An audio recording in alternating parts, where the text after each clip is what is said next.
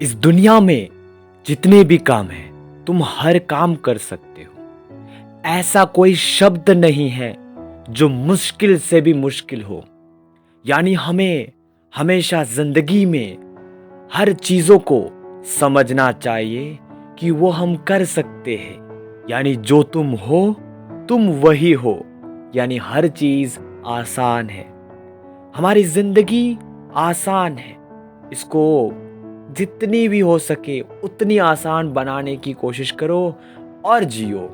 क्योंकि जिंदगी को अगर तुम आसान बना के जियोगे तो कहीं ना कहीं तुम्हारी जिंदगी में एक उजाले परतबा आएंगे।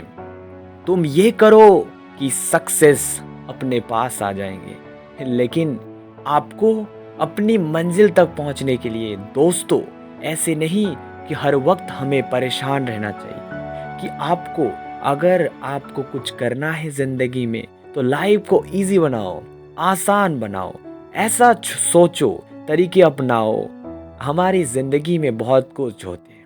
चलिए एक कहानी सुनाते हैं आप सबके सामने। एक लड़का था, वो हमेशा पढ़ता था।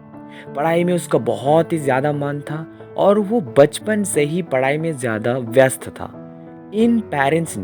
इनके पेरेंट्स ने बच्चों को अच्छा शिक्षा से मतलब पढ़ार्थ किए, उसको बड़े होके उसको अच्छा हायर स्टडीज़ करने के लिए विदेशों में भी भेजा गया। आने वाले दिनों में जब वो बड़े हुए तो उसको एक नौकरी मिला।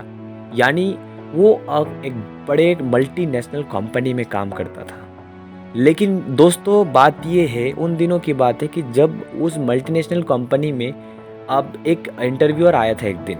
वो इंटरव्यूअर इसलिए आया था कि थोड़ा सा अपने कंपनी के बारे में, जो टूर होता है आप लोग को जानते होंगे, उसी तरह से जब ये कंपनी वालों ने वहाँ मतलब कंपनी वाले जो थे उनके वहाँ पे इंटरव्यूअर आया, यानी कोई मीडिया वाला टीम आया है इंटरव्यू लेने के लिए। जैसे इंटरव्यू स्टार्ट हुआ तो पहला सवाल जो इस लड़के को पूछा गया, जो मल्टीनेशनल कंपनी में काम करता था, तो वहीं पे इसी को ही पहला सवाल पूछा गया था। उसने जो मीडिया वाला था उसको पूछा कि ज़िंदगी में ये मल्टीनेशनल कंपनी को बनाने के लिए जो मेहनत मतलब किए गया है, मतलब जिसने किया है, मतलब जो मालिक है, तो उसने सबसे बड़ा, do you know what is the reason, मतलब उसका क्वालिफिकेशन कितना है। तो उसने बोला कि ना, मतलब ऐसे तो हमारे मालिक के बारे में हम लोग ज़्यादा नहीं जानते। बाद में उसके जो पीछे वाले जो बंदा था वो आके बोला कि हाँ सर आई नो। तो उसने बोला कि हाँ जी बोलिए, कि आपके ये जो कंपनी में जो काम कर रहे हैं, इस कंपनी का जो मालिक है वो मतलब क्या करते हैं, मतलब उसके जो क्वालिफिकेशन कितनी है, राइट। तो उसने बोला कि ऐसे तो वो 10th पास है।